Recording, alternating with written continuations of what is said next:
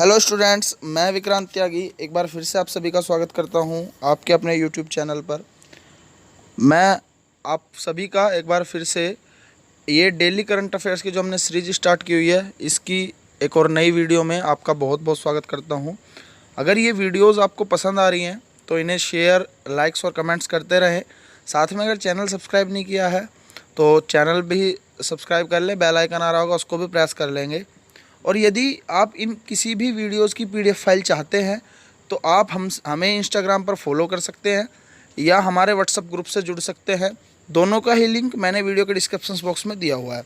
हाल ही में एक तूफान चक्रवात, जिसको बारे में मैंने लास्ट वीडियोज़ में भी जिक्र किया था, ये बहुत ज़्यादा चर्चा में है। इसका नाम है अम्फान। ये मौसम विभाग के अनुसार इस चक्रवात का प्रभाव पश्चिम बंगाल व उड़ीसा के तटों पर पड़ेगा, जिसमें इन दोनों राज्यों के साथ साथ असम और मेघालय में तीव्र वर्षा की संभावना है। आज 19 मई से कल 20 मई तक इसका प्रभाव तीव्र रहेगा, ये चीज़ आप देख सकते हैं। और हम बात करेंगे इसके बारे में डिटेल से, इसकी क्या चक्रवात की गति है, कैसे काम करता है। तो बात करते हैं आज के क्वेश्चन नंबर फर्स्ट की। क्वेश्चन नंबर फर्स्ट है, जो अम्फान जिसको हम चक्रवात तूफान बोल रहे थे, ये अब एक सुपर साइक्लोन हो गया है। सुपर साइक्लोन का मतलब महातूफान में बदल गया। इससे क्वेश्चन ये है कि इससे पहले ऐसा महातूफान कब आया था। बहुत इंपॉर्टेंट क्वेश्चन है, आपको पता होना चाहिए। ऐसा महातूफान, अम्फान जैसा एक महातूफान, ये सुपर साइक्लोन आज से पहले वर्ष 1999 में आया था। अगर मैं बात करूं इंडिया मीटियरोलॉजिकल डिपार्टमेंट की, जिसको आप आईएमडी के तरह के आईएमडी भी बोलते हैं, तो इनके डायरेक्टर जनरल मृत्युंजय महापात्र ने कहा कि पिछले 2 दशकों में, यानी कि पिछले 20 वर्षों में यह दूसरा महातूफान है। इससे पहले 1999 में ऐसा महातूफान आया था, लेकिन उसका नाम तय नहीं हो पाया था। मैंने आपको लास्ट वीडियो में बताया था कि जो नाम तय होने वाली चर्चा थी, ये अरब सागर के 8 देश, और इन्होंने भारत की सलाह पर इन तूफानों का नाम तय करने की जो शुरुआत थी वो 2004 में की थी। अगर आपने हमारी लास्ट वीडियो नहीं देखी है तो एक बार ज़रूर उस वीडियो को देखें। इस क्वेश्चन को समझने के लिए वो वीडियो आपकी बहुत हेल्प करेगी, क्योंकि उसमें मैंने बहुत ज़्यादा डिटेल में चीज़ें समझाई हुई हैं। नेक्स्ट बात करते हैं इस अम्फान तूफान की स्पीड और ऊंचाई के बारे में। तो कल मैंने बताया था कि इसकी स्पीड, जब ये सिर्फ तूफान मान रहे थे इसको, कि इसकी स्पीड 115 किलोमीटर तक रहने की संभावना है। लेकिन आज की अगर मैं बात करूं तो इसकी स्पीड 220 से 230 किलोमीटर तक की है। मतलब इसकी स्पीड लगभग डबल हो चुकी है, ठीक है। और इसकी ऊंचाई धरती से 15 किलोमीटर तक, आप अंदाज़ा लगा सकते हैं, आपके धरातल से 15 किलोमीटर तक इसकी ऊंचाई रहने की संभावना है। और इसका कवरिंग एरिया, ये भी मोस्ट इंपॉर्टेंट क्वेश्चन है, तो 700 किलोमीटर तक का है। मतलब 700 किलोमीटर तक के एरिया को ये कवर करेगा, जिसमें उड़ीसा, आपका पश्चिम बंगाल, मेघालय और असम, ये कुछ मेन रहेंगे। और उड़ीसा और पश्चिम बंगाल में इससे ज़्यादा नुकसान होने के चांसेस हैं। बात करते हैं, इतने वेग से जब हवाएं चलती हैं और इनके साथ में सैलाब आता है तो मिनटों में गांव के गांव तबाह हो जाते हैं। ये बात आपको यहाँ पे ध्यान रखनी होगी। और अगर मैं बात करूँ इस अम्फान तूफान के बारे में, तो ये 16 मई को बंगाल की खाड़ी में उठा था और 18 मई को, यानी कि ये परसों की आप बात सोच सकते हैं, 18 मई की मैं बात कर रहा हूँ, 18 मई को यह तूफान महातूफान में बदल गया। मैंने पहले बताया, अगर आप इन वीडियोस की पीडीएफ चाहते हैं तो फॉर पीडीएफ आप 9899513087, ये मेरा कॉन्टैक्ट नंबर है, आप इस पर मैसेज करें और हमारे व्हाट्सएप ग्रुप में जुड़ जाएं तो आपको इन वीडियोस की पीडीएफ फाइल भी मिल जाएगी। अब बात यह है कि इस तूफान से राहत के लिए क्या तैयारियां। आप सब बहुत अच्छे से जानते हैं कि देश पहले ही कोरोना वायरस महामारी से जूझ रहा है, और इसी बीच एक और बड़ी प्राकृतिक आपदा आ पड़ी है। नेशनल डिजास्टर रिलीफ फोर्स, जिसको आप सब जानते हो एनडीआरएफ के नाम से, एनडीआरएफ का होता है नेशनल डिजास्टर रिलीफ फोर्स। इनके चीफ हैं एसएन प्रधान। इन्होंने उड़ीसा और पश्चिम बंगाल में के तटीय जिलों और प्रभावित होने वाले जिलों से लोगों को विस्थापित करना शुरू कर दिया है। सेना, वायुसेना, नौसेना और कोस्ट गार्ड की टीमों को अलर्ट पर रखा गया है। ये अलर्ट है, अलर्ट नहीं, अलर्ट पर रखा गया है। अब बात करते हैं क्वेश्चन नंबर 2 की। ये क्वेश्चन मैं आपको डेली करंट अफेयर्स की वीडियो में पहले भी डिस्कस कर चुका हूँ। आज थोड़ा और डिटेल में पढ़ेंगे इस क्वेश्चन के बारे में। क्वेश्चन है, पहला यूरोपीय देश का नाम बताएं जिसने खुद को कोरोना मुक्त कर दिया है। तो मैंने बता दिया था स्लोवेनिया ये देश है जिसने खुद को कोरोना मुक्त घोषित कर दिया। अब यहाँ पे थोड़ा सा डिटेल में समझेंगे। इसने खुद को कोरोना एपिडेमिक से मुक्त घोषित किया है। एपिडेमिक होता है, एक होता है पेंडेमिक, दो अलग अलग वर्ड हैं, तो समझेंगे। इसने खुद को कोरोना एपिडेमिक से मुक्त घोषित किया है, पेंडेमिक से मुक्त नहीं बोला है। तो समझो एपिडेमिक क्या होता है, एक खास क्षेत्र या देश में फैली हुई बीमारी को एपिडेमिक कहते हैं। और साथ में पेंडेमिक की बात करूं तो दुनिया के बड़े हिस्से में कोई बीमारी या कोई वायरस या कोई डिजीज़ फैल जाए तो उसको पेंडेमिक कहते हैं। ये ऐसी बीमारी को पेंडेमिक डिजीज़ बोलते हैं। समझ आ गई चीज़ें। तो इसने एपिडेमिक से खुद को मुक्त घोषित किया है, ये चीज़ समझ लेंगे। मैं बात करता हूँ, लंबे समय से कोरोना वायरस से जूझने के बाद स्लोवेनिया कोरोना मुक्त देश बन गया है। और अगर मैं बात करूं इस देश के प्रधानमंत्री, तो जनेज जंसा इस देश के प्रधानमंत्री हैं और इन्होंने ही इसकी घोषणा की थी। इन्होंने ही इसकी कोरोना वायरस की मुक्ति की आधिकारिक घोषणा की। नेक्स्ट बात करते हैं, स्लोवेनिया वर्ल्ड मैप में हंगरी, क्रोएशिया, इटली और ऑस्ट्रिया के बीच में स्थित है। स्लोवेनिया वर्ल्ड मैप में कहाँ पे स्थित है? हंगरी, क्रोएशिया, इटली और ऑस्ट्रिया के बीच में स्थित है और ये यूरोपीय यूनियन का एक महत्वपूर्ण भाग है। इस देश की राजधानी जुब्लजाना, क्या राजधानी है? जुब्लजाना इसकी राजधानी है और इसकी मुद्रा यूरो है। यहाँ तक किसी को कोई समस्या मेरे ख्याल से तो नहीं होनी चाहिए। अगर वीडियो पसंद आ रही हो तो इसे लाइक शेयर ज़रूर कर दिया करें। अब बात करता हूँ इस देश से संबंधित कुछ और फैक्ट्स के बारे में। तो इस देश की कुल आबादी 20 लाख है, मतलब कोई ज़्यादा आबादी वाला देश नहीं है। और इस देश में कोरोना का पहला केस 4 मार्च को दर्ज किया गया था। यहाँ कोरोना वायरस से कुल 1466 लोग संक्रमित पाए गए थे, जिनमें 273 लोग स्वस्थ होकर घर जा चुके हैं, जबकि 104 लोगों की मौत हो चुकी है। और अब वर्तमान में वहाँ पर कोई नया केस नहीं आ रहा है। यहाँ तक किसी को कोई समस्या नहीं होनी चाहिए। नेक्स्ट बात करते हैं क्वेश्चन नंबर 3 की। जम्मू एंड कश्मीर बैंक के नए एमडी कौन बने हैं? तो जुबैर इकबाल जम्मू कश्मीर बैंक के नए एमडी बने हैं। इससे पहले ये एचडीएफसी के सीनियर वाइस प्रेसिडेंट रहे हैं। इस बैंक में उनकी नियुक्ति 3 वर्ष के लिए की गई है। नेक्स्ट बात करते हैं क्वेश्चन नंबर 4 की। जियो प्लेटफॉर्म ने अब जनरल अटलांटिक में कितना प्रतिशत हिस्सा खरीदने का ऐलान किया है? तो याद रखेंगे 1.34%। हालांकि इस निवेश को अभी नियामक की मंजूरी का इंतजार है। 6598 करोड़ रुपए का यह टोटल निवेश होगा और रिलायंस इंडस्ट्रीज़ में होने वाला यह चौथा बड़ा निवेश होगा। इससे पहले जियो में फेसबुक ने 9.9% हिस्सेदारी खरीदी थी। नेक्स्ट बात करते हैं कर्नाटक के बारे में। ये क्वेश्चन है मोस्ट इम्पोर्टेंट। कर्नाटक के मुख्यमंत्री BS येदियुरप्पा ने लॉकडाउन 4 में किन 4 राज्य के लोगों के राज्य में प्रवेश पर प्रतिबंध लगा दिया है? मतलब कर्नाटक के मुख्यमंत्री ने एक ऐलान किया है कि कोई भी राज्य के लोग कर्नाटक में प्रवेश कर सकते हैं, लेकिन 4 ऐसे राज्य के नाम उन्होंने बताए जिनका कर्नाटक में प्रवेश वर्जित है या उनको प्रवेश पर रोक है।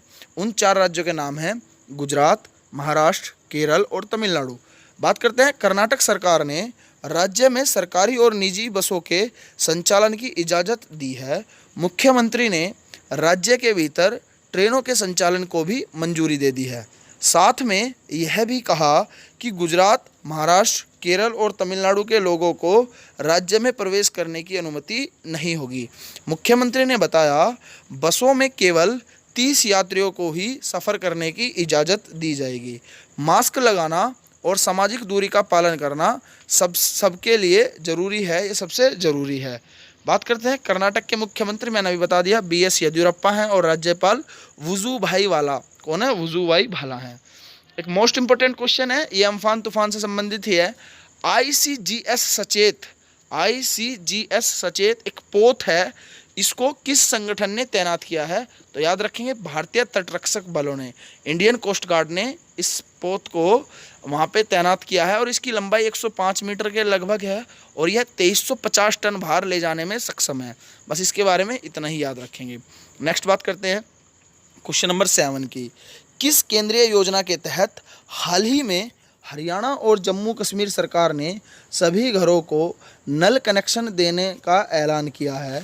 तो जल जीवन मिशन एक केंद्रीय योजना है, इसके तहत हाल ही में हरियाणा और जम्मू कश्मीर सरकार ने सभी घरों को नल कनेक्शन देने का ऐलान किया है। इस मिशन का उद्देश्य हर घर में पीने योग्य साफ पानी उपलब्ध कराना है और यह योजना बिहार सहित कई अन्य राज्यों में पहले से ही चल रही है।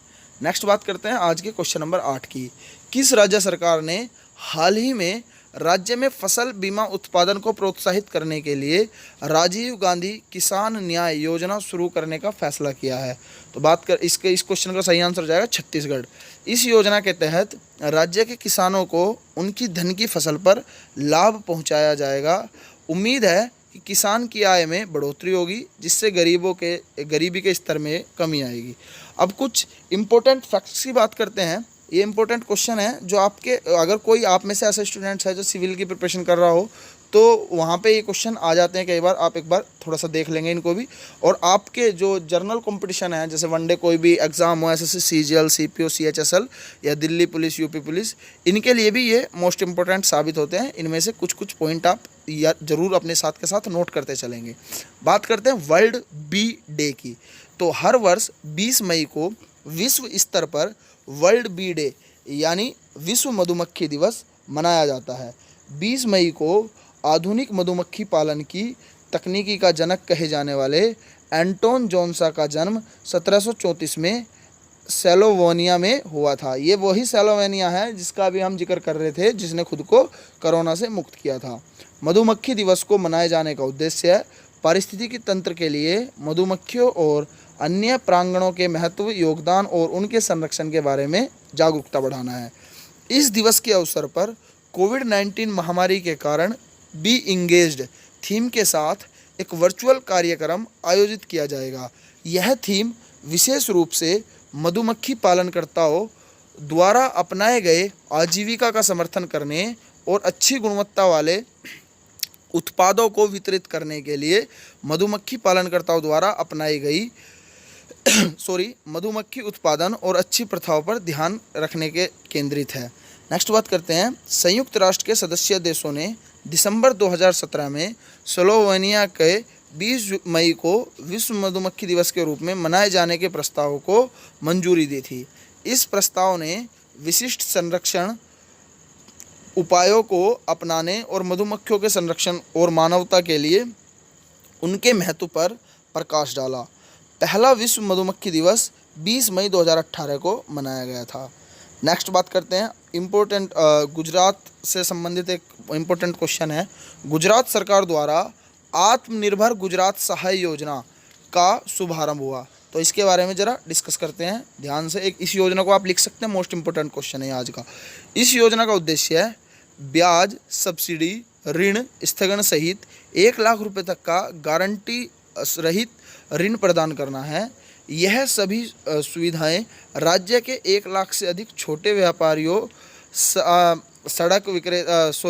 राज्य के सभी छोटे व्यापारियों, विक्रेताओं और छोटे पेशेवरों के लिए शुरू की गई है।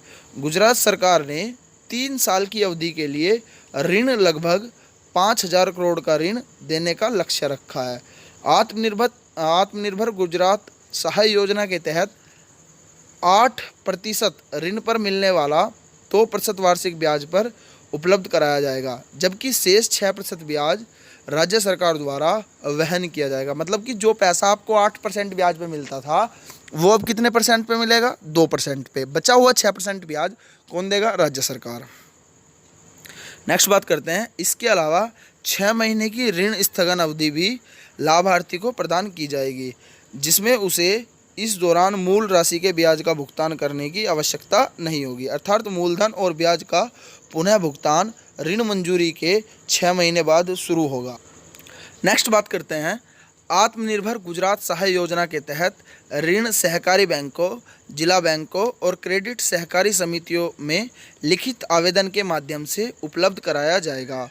गुजरात के मुख्यमंत्री आप सभी जानते हैं विजय भाई रूपाणी हैं और गुजरात के राज्यपाल आचार्य देवव्रत हैं।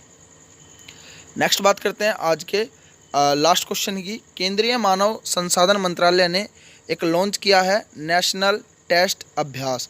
तो ये क्या है एक बार समझते हैं। मानव संसाधन विकास मंत्रालय द्वारा नेशनल टेस्ट अभ्यास नामक एक नया मोबाइल एप्लीकेशन लॉन्च किया गया है। इस एप्लीकेशन को राष्ट्रीय परीक्षण एजेंसी द्वारा विकसित किया गया है। यह एप्लीकेशन जेईई मेंस, नीट आदि जैसी परीक्षाओं के उम्मीदवारों को मॉक टेस्ट करने में मदद करेगी। यह एप्लीकेशन आर्टिफिशियल इंटेलिजेंस द्वारा संचालित है, इसलिए छात्रों को टेस्ट पूरा करने के बाद रिजल्ट भी मिल जाएगा। इस ऐप का मुख्य उद्देश्य लॉकडाउन के कारण बंद पड़े शिक्षण संस्थानों के दौरान छात्रों की मदद करना है। यहाँ पे बस आप एक ही क्वेश्चन याद रख सकते हैं, केंद्रीय मानव संसाधन विकास मंत्री कौन है? तो रमेश पोखरियाल निशंक जो हैं केंद्रीय मानव संसाधन विकास मंत्री हैं।